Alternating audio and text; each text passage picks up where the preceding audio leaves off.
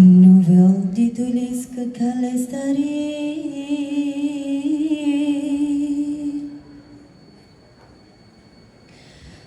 penuh teladan disingkap jauh hari.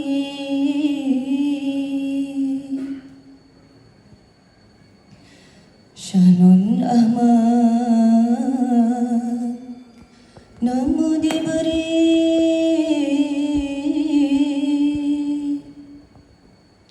sastrawan negara tidak terperi.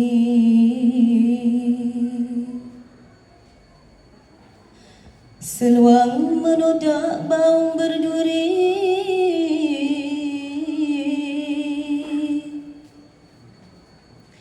bukit Serengenge penuh misteri.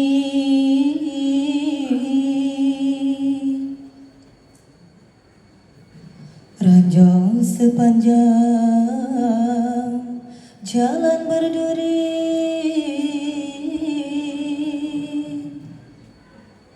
debunan merah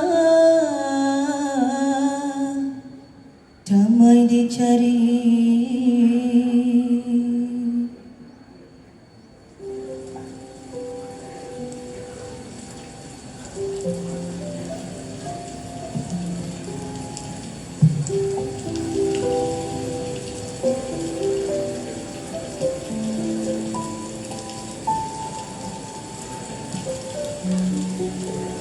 Bintik-bintik hujan jatuh,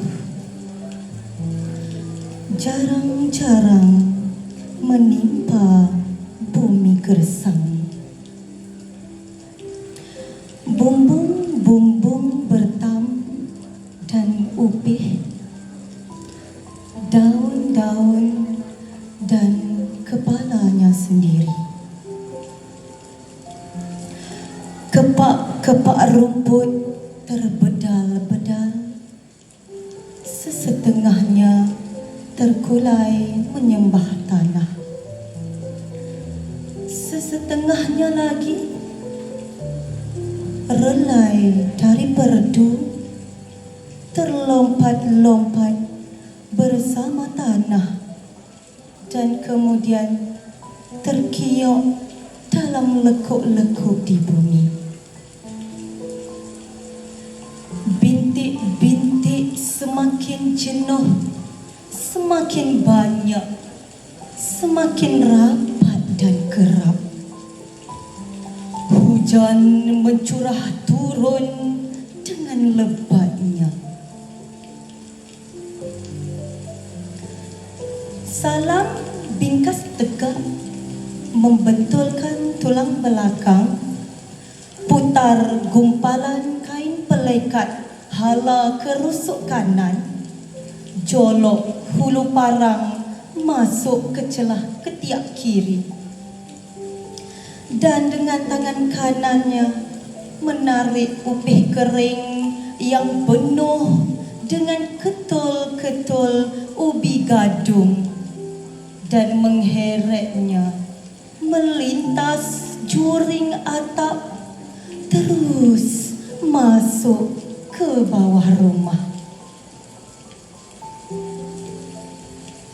Beberapa ekor ayam yang moyok kesejukan terjenguk-jenguk. Seekor dua tercuit mengeluarkan tahi. Kalau bintik-bintik ini terus galak sepanjang malam, tak menyuluhlah. Sia-sia galasikan dari satu perdu ke satu perdu, kalau susu hanya mengalir ke umbi. Tidak ada gunanya. Biar colok-colok digenangi hujan, biar jentik-jentik beranak, bercucu dan bercicit, biar lumut terus mengapuk perdu-perdu. Biarkan.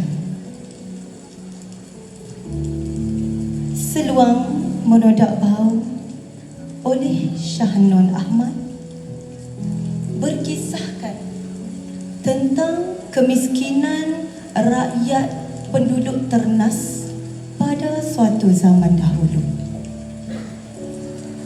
Tuan-tuan dan puan-puan, Seluang Menodak Bau diterbitkan buat kali pertama pada tahun 1978 oleh Utusan Publication dan Distributor Sendirian Berhad, dicetak oleh Percetakan Cergas Sendirian Berhad, mempunyai 364 muka surat.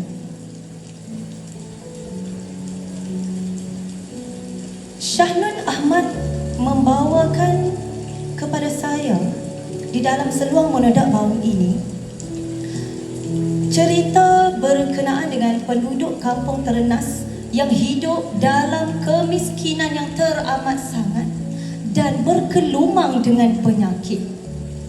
Di permulaan cerita Seluang Menodak Bau ini, Shahnon Ahmad membawakan kepada saya watak Salam. Siapakah Salam? Salam ialah seorang suami, seorang ayah yang setiap hari mencari ubi gadung beracun untuk dibawa pulang mengisi perut-perut di rumah. Kisah ini juga ialah kisah di mana penduduk Ternas memperjuangkan hak untuk mendapatkan sekeping tanah.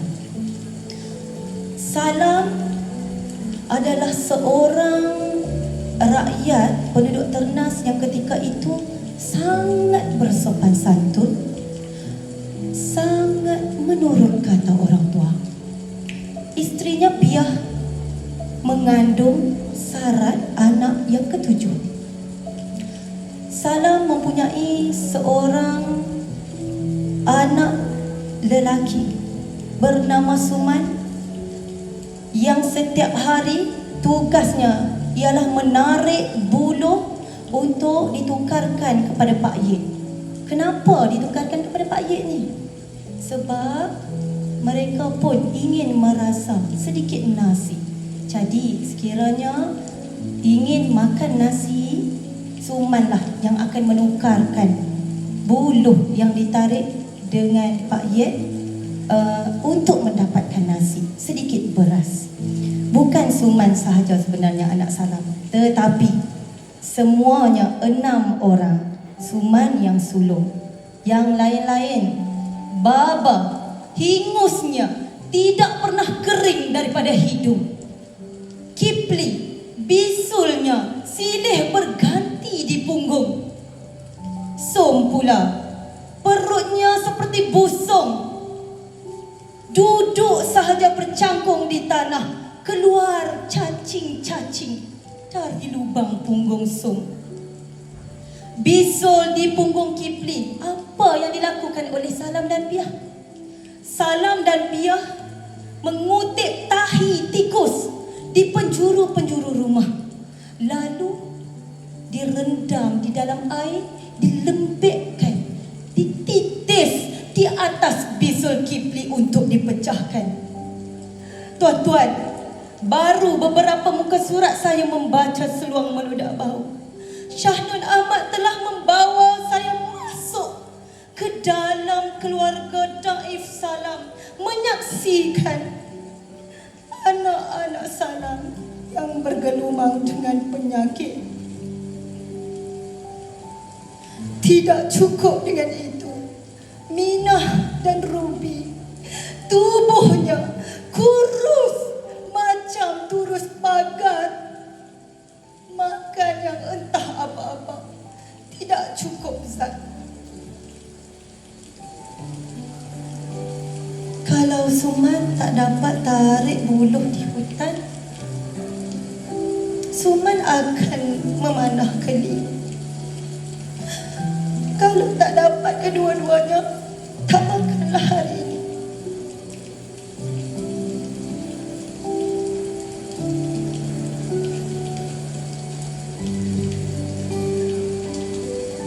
Tuan-tuan dan puan-puan,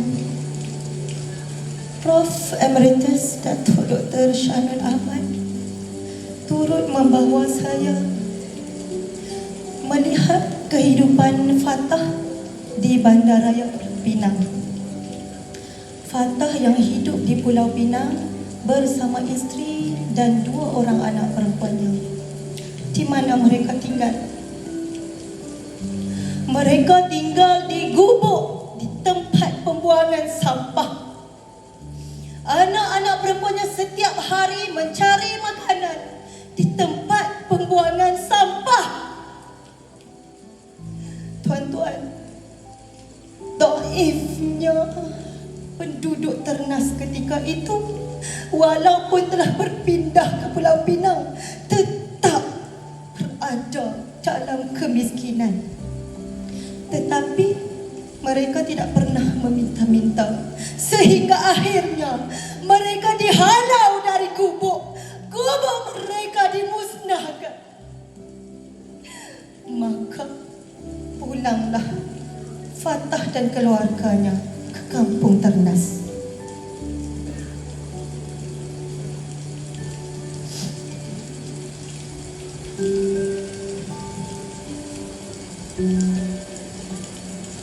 Kita ni lama dah sopan santun Lebai Karim. Dari dulu tok nenek kita dok sopan santun. Habis tanah-tanah kita ni tergadai habis. Beri ke orang lagu tu saja. Kita duduk di tanah pun tumpang hak orang. Hak kaya, ko kaya. Kita hak miskin, ko miskin tu. Sampai bila kita nak duduk di tanah orang ni? Kita kena bangkit minta tanah kita sendiri. Sampai bila kita nak hidup miskin lagu ni Lebai Karim?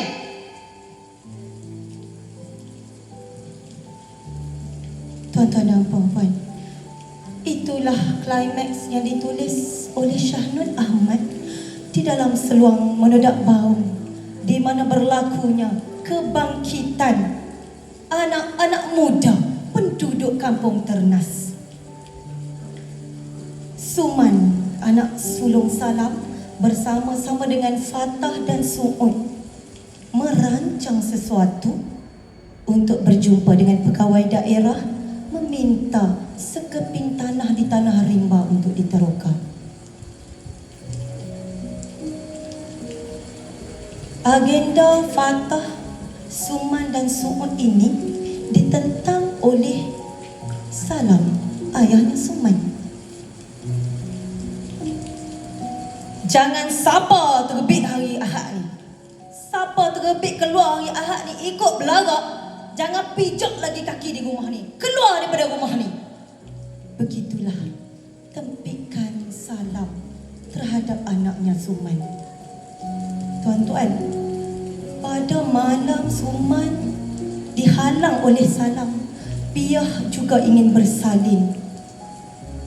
Disuruh Suman untuk memanggil bidan, tetapi setelah menyambut kelahiran adik bongsunya, Suman tidak pulang ke rumah. Sebelum Suman diminta untuk mencari bidan, Suman bukan sahaja dijergah tetapi dipelasah oleh Salam sehingga berbirat belakangnya. Tuan-tuan, saya tinggalkan persoalan, adakah Suman akan pulang pada malam itu? Adakah Suman akan ikut berharap pada hari Ahad bersama dengan Fatah dan Su'ud? Sekiranya tuan-tuan ingin tahu kesudahan ceritanya, tuan-tuan perlu membaca buku Seluang Menodak Bau oleh Syahnun Ahmad ini. Seluang Menodak Bau dalam arus pembangunan Ternas Cicir, Ternas berpenghuni fakir ke dana, siksa di asap kemiskinan, harta yang ada cuma santun melulu dan percaya buta. Ternas kecil, berpenghuni kecil bangun menuntut hak yang diremehkan. Cerita seluang menodak bau ini ialah cerita perjuangan menodak jahil menyiyah mundur. Nurhanisah binti Abdul Talib, guru sekolah kebangsaan Paya Terendam. Assalamualaikum warahmatullahi wabarakatuh.